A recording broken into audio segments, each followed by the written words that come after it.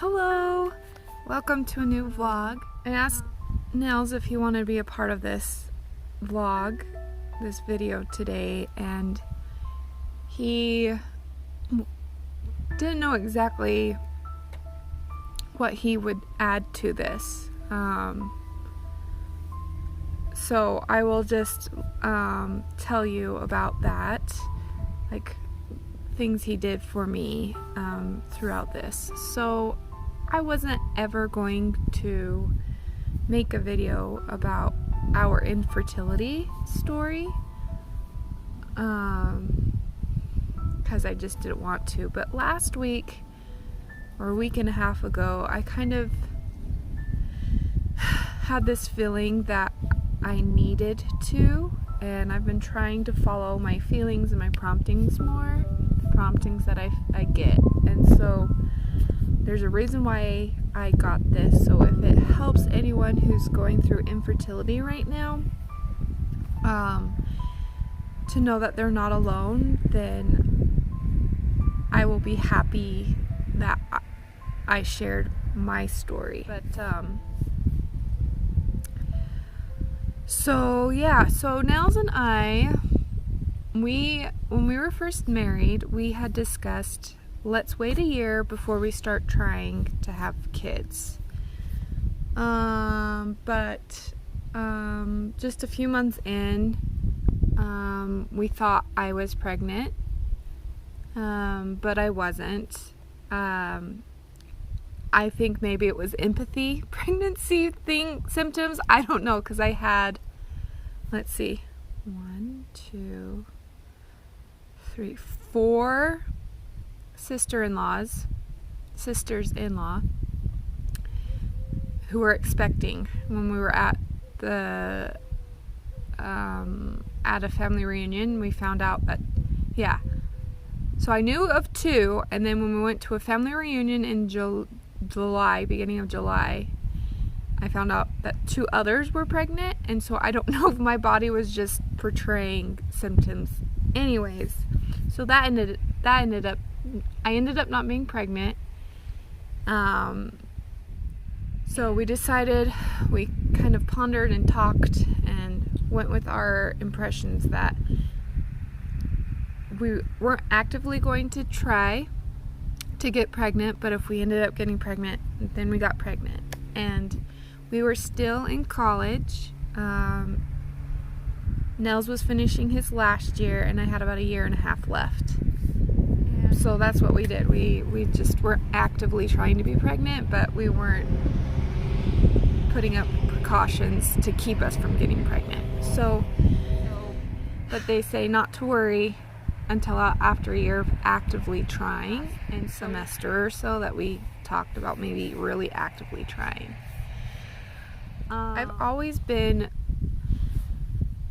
a person who doesn't like taking medicine, because ibuprofen, if I just took 1 pill, it didn't do anything. If I took 2 pills, it made me so tired, and then once I woke up, I still had like this lethargic feel about myself, and or like with Benadryl, I just don't like the effects it puts my body through, puts me through.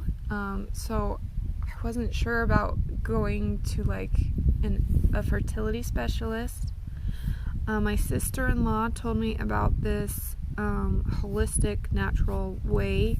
She said that was a friend or a family member of some sort, went to this guy and who struggled, and they ended up getting pregnant. So I went to this guy. He was about 2.5 hours away from us, and so it was a drive. It was between 2.5 and 3 hour drive. So I'd go to him every so often, and I had been going to him for a few months, and he suggested I go see this endocrinologist who focuses a lot on female fertility. And so I went and saw her, and she wanted me to get get my blood drawn around day 14, 15 of my cycle. And so I did that and found out that my progesterone was practically non-existent and my estrogen was super high.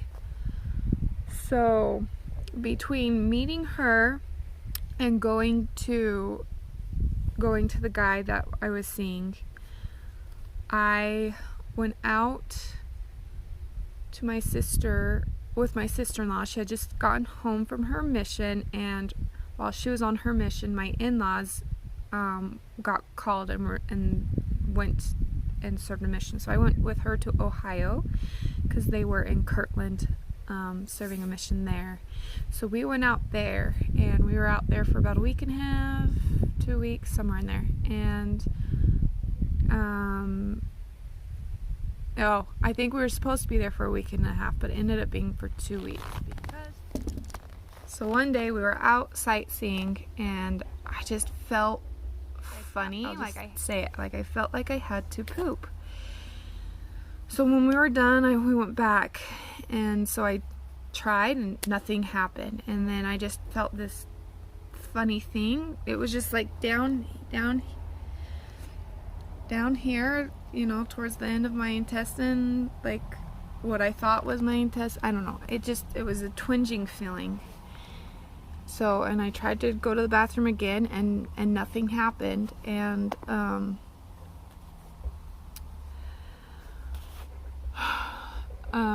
and then all of a sudden I had this really sharp pain, and my in-laws were doing what they needed to do for their mission, and so we were just back at their place. Me and my sister-in-law were back at their place, and I started crying, and I said, I'm sorry, I need to cry. Sometimes when I'm not feeling great, I just have to cry, and the pain just got worse. And so we called them, and they came back, and there was another elder that came back with them, and they gave my father-in-law and this elder gave me a blessing. And then my mother-in-law called this nurse, well, it's her friend, and she used to be a nurse, and she said, well, it could be this, it could be that, it could be nothing. So we decided to go to an urgent care type place, and by the time we got there, they were only going to be open for like another hour. Like, it was close to closing time, because this all started like in the afternoon, like mid-afternoon. And so they didn't really have the equipment, and what they did was already put away, and it would take forever to do. So they suggested to go to the ER, go to the hospital. So they suggested what hospital to go to, so we went to the hospital, and we chose not to do an ambulance. And it might have been okay. It probably would have been best to go with the ambulance, because we waited forever in the ER. They weren't sure if I had appendicitis or what. Can you hear the chickens? Something scared them. So we got to the ER, and by the time we got to the ER, I was so nauseous. My body had started having, what's it called? Shock, that's the word. My body started going to shock, and I was nauseous, and the only thing I could do was lay down. Like, anything else, it hurt. And so I, of course, had to, pee in a cup and sign paperwork and everything. And finally I was called back, and we were in the ER for most of the night. They ended up having me do a CAT scan, so I had to drink this terrible thing. Come to find out, in the CAT scan, they were like, she's internally bleeding, and we don't know why. Someone thought, well, maybe my appendix had already burst. Someone thought something else happened, and they had like a specialist from like each thing, and one guy was like, no, it's her. She had an ovary that burst. Not an ovary, a cyst on her ovary that burst. So I had to end up doing a vaginal ultrasound, and that showed it. So I was admitted into the hospital, and I'm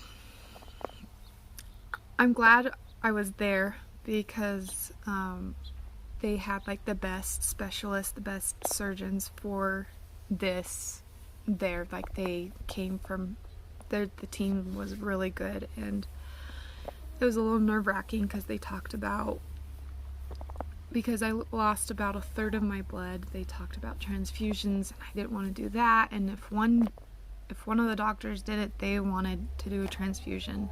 Luckily I didn't get her. I got a different guy. It wasn't the same guy that came in and talked to me about having an ovary that ended up bursting. But it was someone on his team, and surgery was scary. And that was my first surgery. You know, I had my wisdom teeth out, but that's like nothing. Like, and so this was like my first real surgery. And I was away from Nels, and I just wanted him. And I just remember being so scared, but I was so thankful for my sister-in-law and my father and mother-in-law for being there. Anyways, and so that was just really scary, and they talked about maybe possibly having to remove my ovary if it ruined it too much. It was my right ovary, and which doesn't surprise me because the one guy told me that my right ovary wasn't as good as my left. He, like, whatever he did, like, he could tell that my right ovary, so it wasn't a surprise when I found out it was my right ovary. But luckily they were able to save my ovary, and anyone who deals with infertility, just finding out that, you know, something else that could be taken away, that, you know, just the thought of losing the ovary means like that's even half of it, even less of a chance for me to get pregnant, because I was already struggling getting pregnant. And anyway, so it went really well. I just was in the hospital overnight. I was able to I was in the hospital for 2 nights because of the ER, but when I was admitted into the hospital, it was only a 1-night thing, and I was able to go home that next day, but I couldn't fly out. And so we stayed the weekend and flew home on the following Monday because they just said and I ended up they just gave me like a really high dosage of ibuprofen, and I ended up stopped taking it because it just made me sick. It helped me sleep, which was good, but when I was awake I just felt so nauseous and sick, and so the flight home was terrible because I just felt so sick. Anyways, so going back to the endocrinologist, when she found out that my estrogen was super high, my progesterone was pretty almost non-existent, it wasn't a surprise to her that I did have a cyst, and my cyst was, they said it was as big as like a walnut, bigger than that. And they said, when I had it done, they said that was really big. And so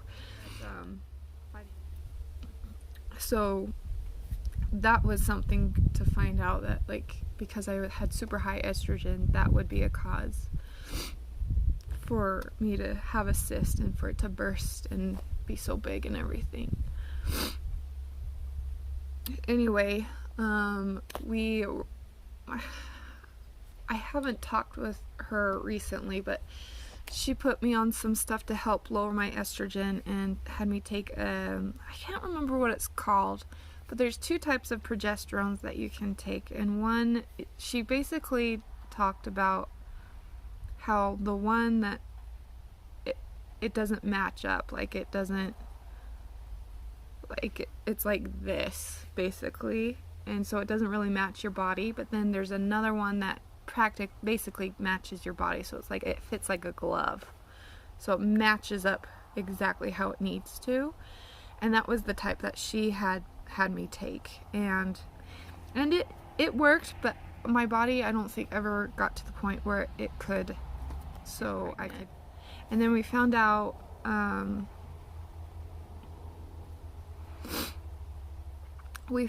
that she had me take this test, the 5-MTHFR test, and I ended up having that mutation. So basically, when you're going through infertility, and before you can move on, and before you end up figuring out things, you get attacked with all